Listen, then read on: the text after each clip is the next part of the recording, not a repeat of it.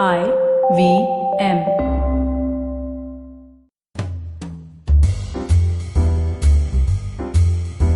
Welcome to Absolutely Right.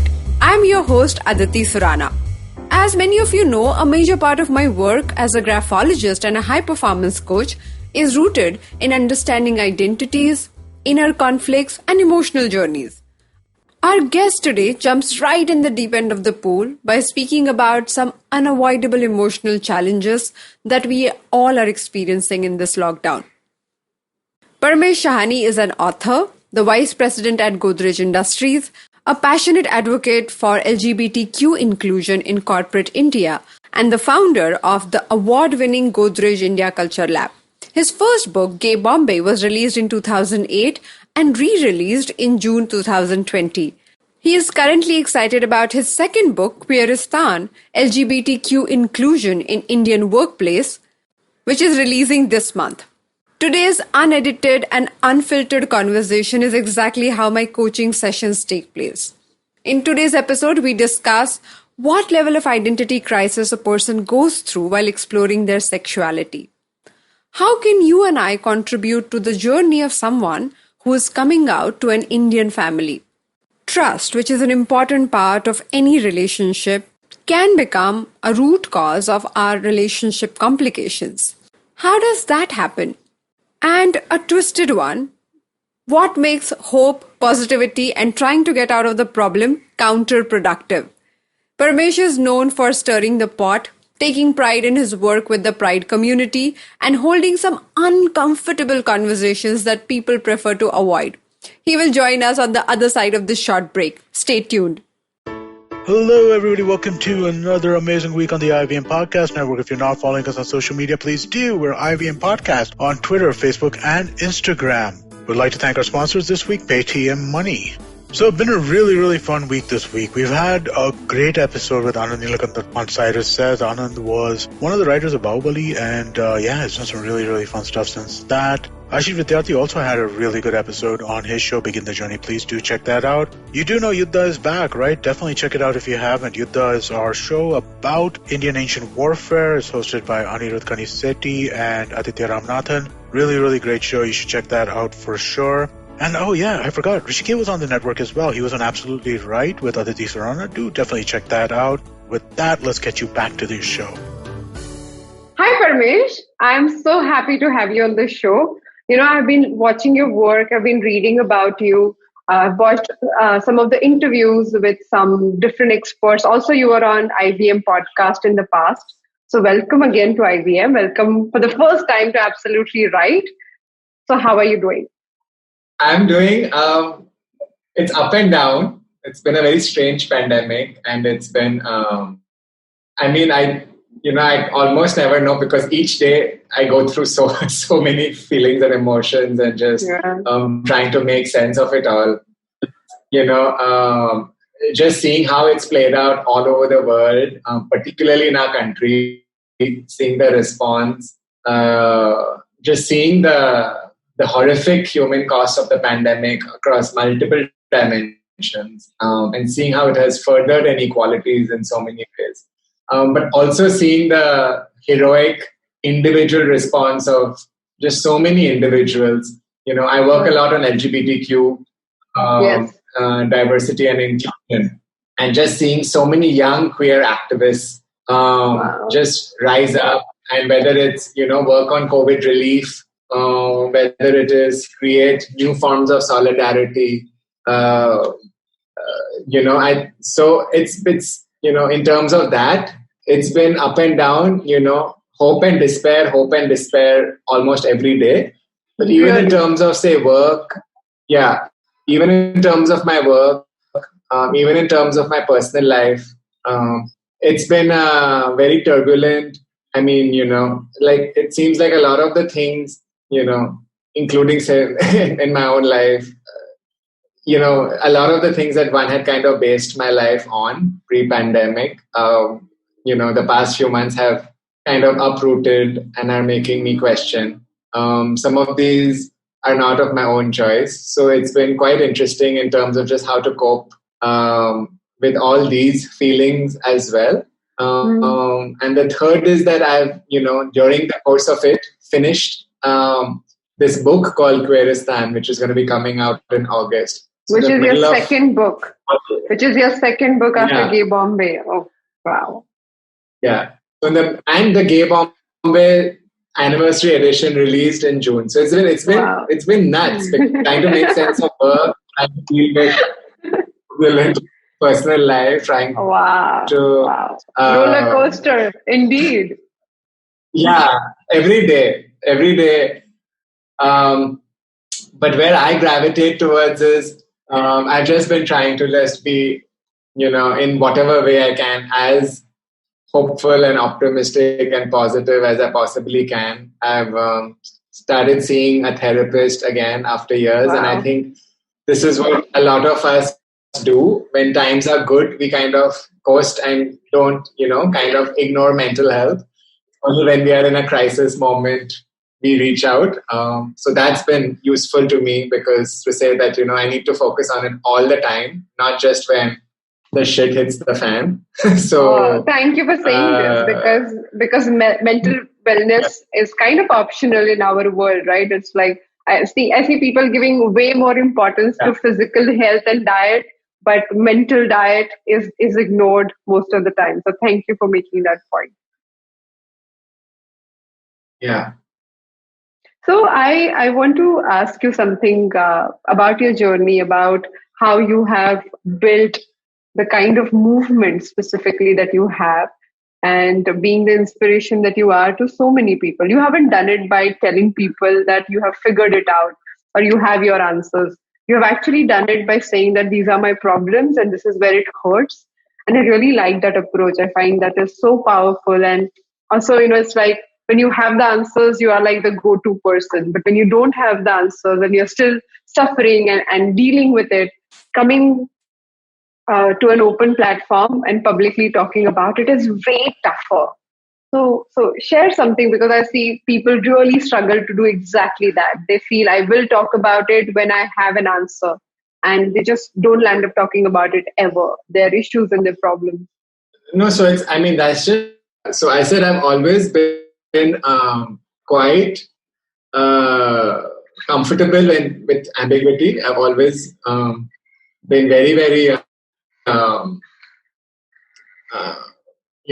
open about the fact that one is always questioning, and I think it's really helped me with my own research, both for Gay Bombay and Queeristan. Both are similar books in the sense that both are ethnographic, both in terms of anthropological research within spaces, but also they're auto-ethnographic, that I look at my own self and reflect. I think both these journeys have been very good, because when you approach a space with not knowing, and you share that vulnerability with others, people open up more to you. And I think even in terms of work, when I look back at everything I've done, whether it was many years ago, Fresh Lime Soda, whether it was the India Culture Lab now, whether it was spaces like the Convergence Culture Consortium that I helped my professor, Henry Jenkins, start at MIT. We always began with this process of not knowing, sharing with the world, and showing the process to the world of how this comes about. And I think because of that, we found collaborators, we've attracted collaborators, we've attracted amazing colleagues and teammates. And so the journey itself has kind of become, a fundamental part of the experience. So I think it's been especially useful with the Culture Lab, because we don't have an end point, right? It's an ongoing conversation to understand what it means to be modern in India. And also, so many people from different walks of life from all around the world have been part of this journey. So, I was reading somewhere, and you said everybody can become a part of Culture Lab. How can we be a part of it? Like, what is the concept? How can we learn about it? What can we do? So right now, the Culture Lab is all online. So everyone could be part of it even before. But now that's the only way you can be part of it. literally, because it's it's the ninth year of our existence, and for most of our life, we have been both a physical space in Vikhroli, in which we had lots of events, and an online space, which is our website, our social media, whether it's Twitter, Insta, YouTube, and so on. And the aim is to have conversations around contemporary India, which people are not having. So just like what you are doing, say with your show, right, or so many of the other podcasts. So what are the issues that people are not talking about? Whether it's issues around identity, whether it's issues around gender, sexuality, whether it's rural and urban Indianness and the circularity between them, whether it's media, what is not being covered, whether it's issues like caste or food or the environment, so we see the news, we see like so much nonsense going on in the news all the time. Meanwhile, there is this almost parallel India, which is kind of being underrepresented. So the aim of the Culture Lab was very much to have conversations around this. Part of the world that otherwise we ignore or we can afford to ignore otherwise. One of the things that you keep talking about is about identity. And I really feel from my work in understanding people through handwriting, understanding how they project themselves in the world through their signatures, I have come across these conflicts every now and then. So, people struggle to hold on to their identities when they are confused about the external world, when they're confused about their career choices, and there's so many compromises they're making. In your world, in your case, the conflict began with identity from within. And I think all of us have that, but it's pronounced and it is really, really loud. So I wouldn't ask you the typical question about how was your journey. I won't do that. But if somebody is on that process, and I know some of our listeners are struggling to share their preferences or their journey with their parents, or the family is in denial, what would you suggest to somebody who's young and wanting to claim their identity, and in whichever way, in LGBTQ, in whichever way, where should they begin the process? What can they do? So I think this is true for every aspect, right? But I think for a lot of young people, they're not able to see the long-term view of the world. And this is actually true for a lot of older people as well, right? I'm 44 and I've been going through this crisis now, and I seem to think, oh God, this is happening now.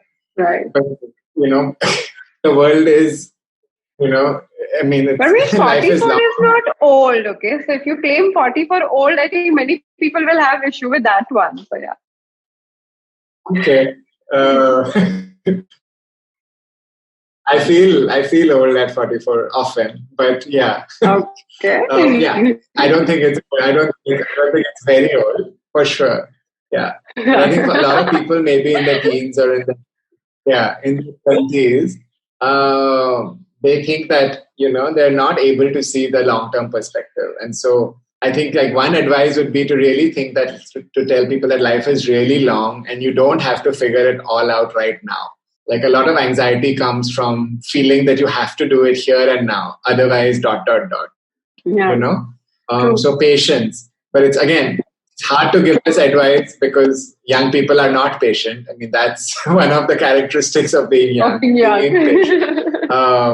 So how can you have that sense of patience and a longer term perspective? The second is, I would say, really, really, I think while it has certainly been true for me and for so many other queer people that I know, I think coming out is a completely personal and individual decision you make. So no one should force you or pressurize you into being, out or anything that you may not want to be. Coming out was helpful for me personally because it liberated me.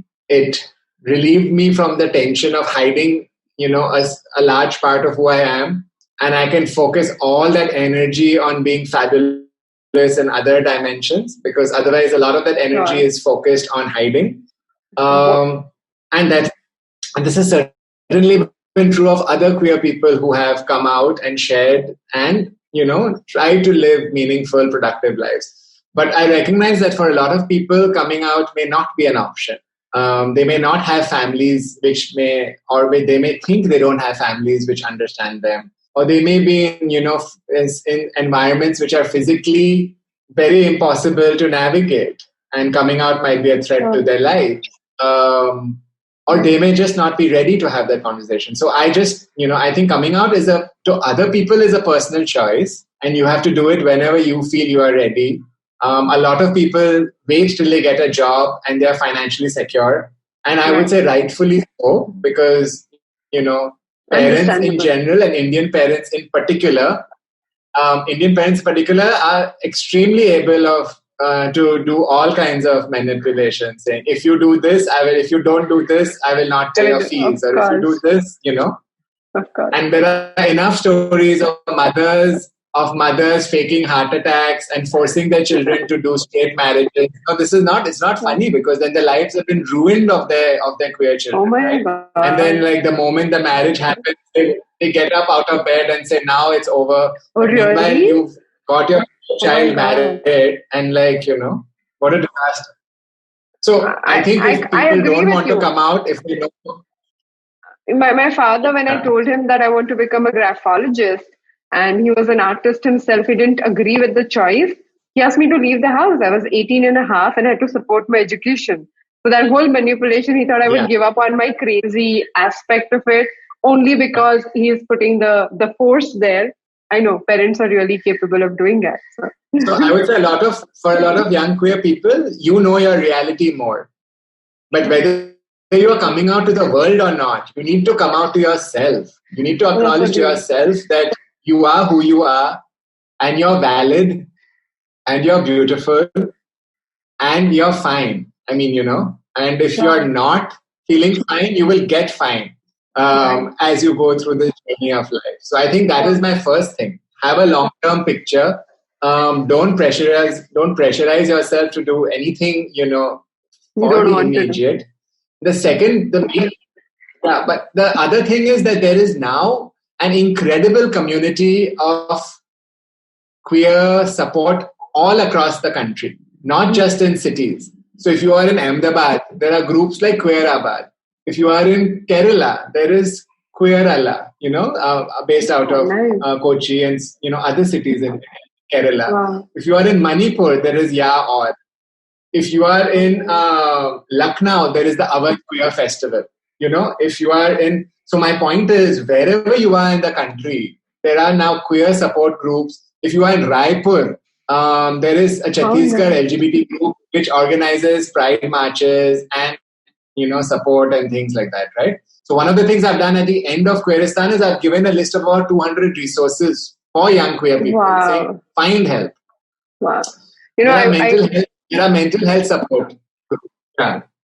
I was my sister is an actor, and she was performing at the Pride Parade in Bombay. And I went to see her performance, and I waited for the whole Pride other performances. And when the kids and people there were speaking about the kind of challenges that they go through, I was in tears. I think it was so powerful, and the kind of battles to have basic human rights. And thank you so much, Parmesh, for doing the work that you do, because awareness is the beginning to that journey. And if more people... Resources, that's my point. Yeah. For people to walk that path. Right now. Yeah, use those resources. Tap into them. You are not alone. If there's one message that, we have to tell young queer people is you're not alone. Is there anything that we are doing for the parents who are struggling to accept this decision? Is there any help for parents to understand and change their perspective? There's lots of help. There are a lot of parent groups. There is Swikar, which is a group of parents of children. Yeah. And what a beautiful word, right? Swikar is acceptance. So Swikar is there. And it has I think more than 100 parents across the country and other parts of the world There are so many qualified therapists whom parents can go to. There are so many resources that have been produced as guides for parents and so on. So there's lots out there. That's my thing. And I would say it's actually from the time when I grew up, right, when there was no internet, where you had to look at the word gay in a dictionary and also didn't have any support system, and today is much, I can't say much easier because every person has his or her own journey, but it is possible to find resources and find ways to come out on the other side. So Parmesh, now over to you. I want to ask you this question, which is the part of absolutely right. What would you like me to talk about you based on your handwriting? I already have your handwriting sample. So whatever comes to your mind, no question is, off limits for us. So right now I've been having a crisis of confidence on multiple levels, as I told you earlier as well, right? In terms of, I think so many of the fundamentals which I based my life on have now shown themselves to be constructs or just frameworks and not absolute truths. So what I want to talk about is gravitating towards hope. And the second is also, I think, for me personally, where I'm seeing all around the world, it's not, and I'm saying this kind of despair is not just coming from my own personal life, although I think that's a big contributor. I'm seeing the same sense of, because what I am seeing in, say, personal life, which is, it's so much easier for people to destroy rather than work at and build, because destruction is easy and sexy and gets over soon, whereas building takes years. And I'm seeing that same kind of thing being replicated. So I'm seeing that replicated all around me in the world, whether it's in the queer movement, which is having conflict, whether it is in in corporate India, between countries. Also in corporate India, like today in the morning, I read Mr. Ratan Tata's quote where he said, if companies are going to lay off people in this period, it shows their lack of empathy in the whole process, in overall. And that's exactly, I agree with you. Destroying and saving yourself from the problem at the cost of the others is what you're talking about. It just. So my conflict is it's just this that I've been trying to deal with, right? So at a personal level and at all around me, how can I gravitate more towards, the building and the positive when the forces of on the other side are so strong? And but in this process, how do I not lose parts of who I fundamentally am? I don't know if that makes any sense. Complete but it sense. Seems that in my life, whenever I've kind of tried to, I'm a pacifist and I kind of try to, keep things together, but, at what cost? So I've been just trying to grapple with this at this moment. And I don't know if any of that is revelatory in my writing, but. Yes, it is. And specifically when you ask a question that has so many nuances and parts to it, it gives me so much to speak about. So the first thing that comes to my mind is, it's my one of the concepts that I work a lot around is when things get tough, instead of trying to make them easier, make them more comfortable, what if we understand that this is a process to question and reinvent everything? So when you're saying that, okay, when I'm questioning my constructs, and if I look at them and if I let go of them, what would I be left with? If that could be one way of trying to hold on to something, what if we intensify this? What if at this point you say, okay, it hurts, but instead of trying to make it easier, What if I walk into it to the deepest corner, and if things that are not going to walk with me in the future, I might as well drop them today. I might as well relook at them today. Really painful, and I understand. But where I'm coming from is wanting to hold the space for hope, wanting to look at things to be better, sometimes becomes pressurizing. Wanting to get out of it is our way of not acknowledging where it hurts. Someone wrote it very beautifully. This poet Victoria Erickson, she said, if you want the broken glass to not trouble you tomorrow, it's very important that you acknowledge it right now. Let it hurt a bit, do that process, but clean it white so that tomorrow you don't have to walk on the broken pieces again. Now, the same thing is applicable to our emotions. So right now when it hurts, and all of us are experiencing that despair at so many levels. Now, when it is happening, let's not try to fix it. Let's kind of try to experience it for what it is. And as we would walk into it, we will be, also I feel we reveal parts of us to ourselves that are otherwise hidden, unacknowledged, and lost only in our conclusions. When you say I'm questioning my constructs, my question to you is, were they constructs or were they conclusions? Something that you repetitively kept looking for and then built enough information and data around. And with emotions, we do that a lot. We have a belief and we want to believe that that is the truth for us. And we keep repeating and acknowledging with that, if I may use the word confirmation bias. We look at the relationships, we look at our emotions, we look at people, and we believe because I trust you, you will behave in certain manner. Because I am so invested in this process, you will also reciprocate. So it's not that we are not aware all along. We are aware. We keep seeing these parts. It's just that we don't want to acknowledge them only because the conclusion of trust, conclusion of hope, conclusion of positivity at times blinds us from what it is. And that becomes a shocker after some time when we are like, but I didn't see this coming. Now, we all know this. Every breakup, every heartbreak, every problematic situation has always taught us that we were aware. It's just that we didn't choose to look at it for what it is. We said, okay, one day, tomorrow, not now. This is beautiful.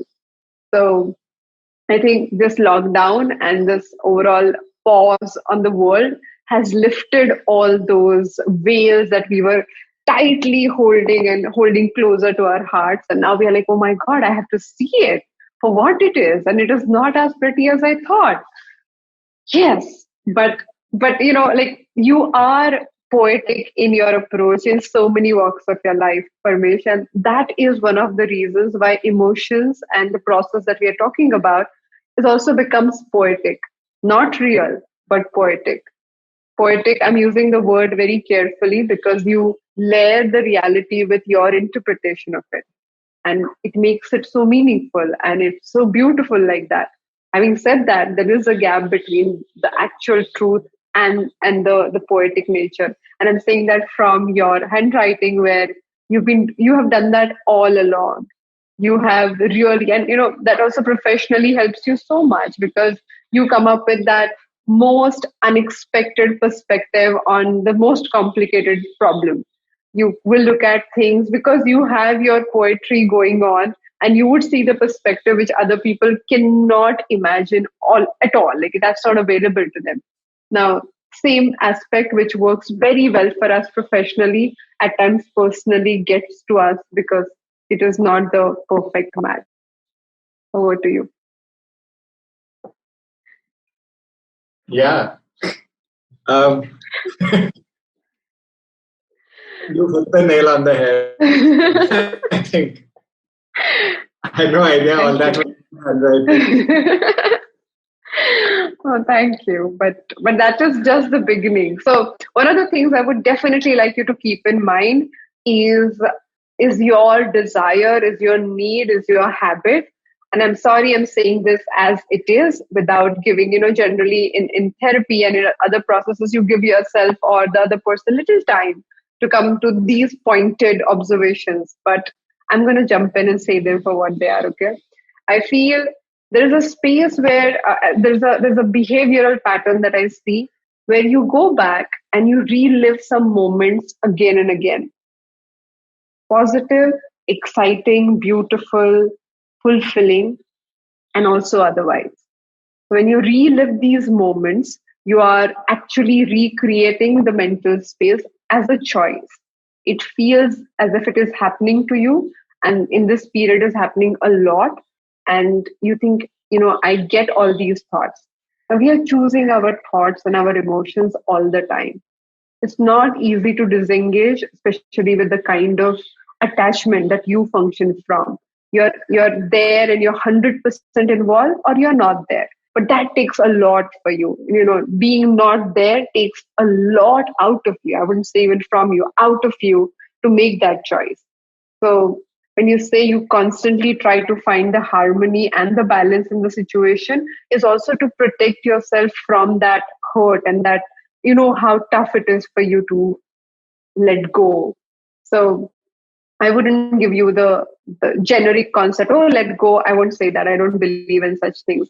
But I would say when you're indulging and when you're imagining and when you're reliving the moments, you have a choice of being slightly removed from the situation. I wouldn't say completely, but slightly removed and, a moment at a time. One of my favorite examples or stories to tell you is, imagine a honeybee walks into an art museum. She looks at something on the wall and she gets attracted to it, this bright yellow flower looking thing. And as she starts flying towards it, believing that that's her food, she feels all these dusty, moldy, particles coming at her. And she's like, what is this? Why is it like bothering me so much? Why is it not fun? So someone picks her up, pulls her 10 feet away, gives her human brain. And in that moment, she suddenly sees that yellow bright thing was a beautiful painting made by Rabindranath Tagore. Old paintings, it was dusty and moldy, but it's a beautiful painting. So when she looks at the same situation that was so difficult and so overwhelming from slightly different perspective, or I would say distant perspective, the experience changes. So what you're experiencing right now, I know it's like, emotional, sea and all the waves feel so real. But we can't do it at once. But if we do it slightly, a step at a time, where you say, okay, I know I'm walking down this path and I'm imagining the situation. And you have vivid, colorful imagination. So every detail comes alive and you really walk into it as if you are in that scene again. And, as if you're rewatching it on the television and a huge screen. I won't say television, like the full cinema screen. Now, when that happens again and again, it's really difficult to walk away from it. So I would say, let's begin by making a slight shift that when you are engaging, when you are in that zone, asking yourself, what would the honeybee do? What would the honeybee see? So slight distance will be really, really helpful. Thank you. I'm going to follow this up right away. Any other question you have that you would like me to speak about? I mean, where I am right now, it's all existential. So my questions are also completely existential, at least where I am at this point in my life. Sure. And I must say, before you ask me the question, I must say congratulations. Very few people get this existential crisis again and again in their life. And if you are one of them, this is amazing. Like, you will realize on the other side, which we all of us have again and again experienced, it hurts, it's painful, it's unbelievably undesirable, but it is always worth the process. So congratulations. Yes, over to you. So my thing has always been, and I think off late, it's been, and it's this whole Ikagai thing, right? That everyone's been talking about off late. But also, I think when I started my life, my career, everything, it was very much about going on the journey. But I think somewhere along, I began to take choices based on what I kind of felt the world needed me to do more.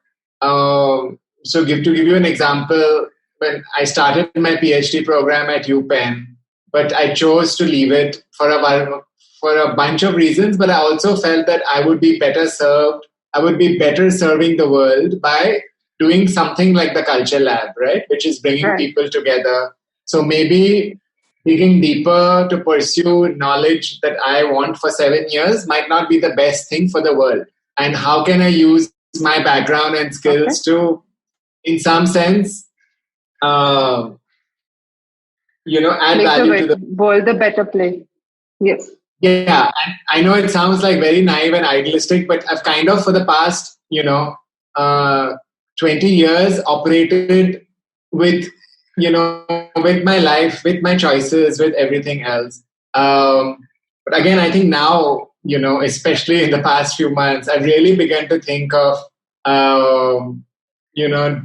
is it okay to kind of maybe pause and do what one wants for one's own self, and what would that mean? Because I think I've kind of forgotten or not paid attention to that. So that's where also, but this sense of responsibility, I don't know whether it's, I don't know what it stems out of, but almost the sense of obligation that I have to be, useful to the world at large. Maybe it's guilt at having had, the kind of educational background or, the kind of experiences and opportunities that I'm carrying around a lot. But I don't know, but I kind of feel like, so I guess the other existential point is this, right? At what point does one, how do you achieve this balance between the world and oneself? So Parmesh, I would have agreed with you that the sense of responsibility is stemming out of guilt if you wouldn't have been this person any which way. So as a person, not now when you're in a position of authority and influence, but much before, even as a kid, if you saw somebody could get benefited by what you can offer, you were the first one to do that. So I feel it is not like actually something that you did out of specific thinking and a sense of social responsibility. I rather look at it, and especially looking at your writing, it is an extension of who you are as a person. You believe in, if I can bend backward a bit, and if I can avail something to someone that otherwise is not available to that person, I will do it. Now, in the process, you've bent backwards so much that now it is difficult for you to get up and be comfortable in your own space, which I understand. And this is what you're feeling at this point in time. Probably it is not about the work. Probably it is about feeling empty as a class. So when we feel empty, it's very difficult for us to give anything to anybody. But when we are feeling overflowing and when we have so much to offer, then whatever people get, we don't care about it. But at this point in time, I would say a step at a time. Don't get into this existential question right away, because let's understand that sometimes we don't have the bandwidth to give anything. We want to really nurture and get our balance or our energies up, and then we can decide whether I want to give or what I want to give and how I want to go about it. At this point in time, I'm very, very happy that you acknowledge that this time requires some attention. So it's like being in ICU at this point in time. You don't have to think about how fast you're going to run and how you're going to, give something to the next runner once you finish your bit. Let's first think about just getting up and walking a bit and like walking in your room. Let's have smaller moment by moment goals, and like that idea will emerge. But we can do that. We can give only when we have the heart filled with things we want to give. Without that, empty hearts. And right now, let's acknowledge, I feel as a coach, like every time I feel every session, every conversation is a both-way process. It's not like I'm telling you something. I'm learning so much right now in this moment. And, whatever, it's a two-way process, every single conversation. But when I feel empty, when I feel that I don't have anything left for myself, that time pretending to play a role is doing injustice to you or the other person I'm speaking with. And that is the score I have to take all the time. Right now, not feeling like giving is probably an indicator, just an indicator that is showing you that, oh, your fuel tank is empty right now. That indicator does not mean what you'll do tomorrow when your tank is full. Right now it is empty and you don't feel like giving. So I would not have conclusive remarks on that. I would say, okay, it's a process. I need to reach a point where I then regain my overall way of doing, going about my life. And then I may reach the second stage where I think about or rethink or go down the path of questioning it. But mostly we do this. Once one thing is going out of our control, we put everything in that same basket, which is not true, and not true for you for sure. So yeah. So I'm going to ask you a last Thank question. you. Most welcome. I'm so happy, and it's such a beautiful, open, expansive conversation. Thank you so much for being so available and willing to have this. So nice.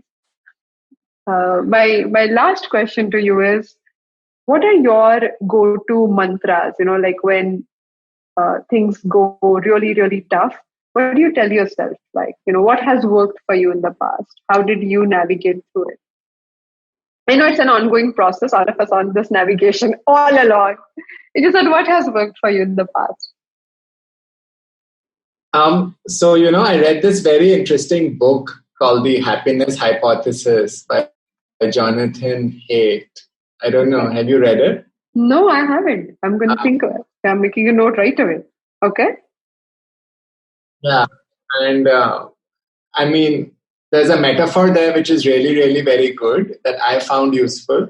And they talk about the subconscious mind like an elephant, and they talk about the conscious mind like the person who rides the elephant. And in the whole book, I kind of, it says that, it's very easy at this point because the elephant is so much bigger and more powerful than you, to let the subconscious mind take over. But then, it's not going to be healthy at all. So, one of my mantras when I go this is that to say, remind myself that I have to ride the elephant. And that, I am kind in of the pull me driving back seat. towards. Yeah. And it's not like saying it doesn't mean you'll feel it. Although just saying it gives you that space of going towards that. What I also have recognized is that, so instead of, instead of just recognizing that I'm not alone, and, I think that's also been very useful as a mantra because I don't need to, in any conflict, right? I have friends who I call, so just recognize that I'm part of a larger universe, which, so that's also been really, really helpful. And it's been helpful because also what's been really helpful is that kind of feeling that I've been there before. So, when I was in graduate school 20 years ago, Right. 20, I struggled with depression. Yeah, I struggled with depression. I saw a psychiatrist. I was on meds. I saw a counselor. And since then, I've been, I've seen therapists a couple of times, right? So I think over time it gets easier as well as harder both, because it gets easier because you kind of know what to do to kind of pull yourself back together. So in my case, whether it's walking, physical exercise, chocolates, all these things kind of work. Right. It also gets harder because it's like, oh no, not again. It's like, yeah, because you also know how deep it can go, that you have to walk back and you have to rebuild it. I hear you.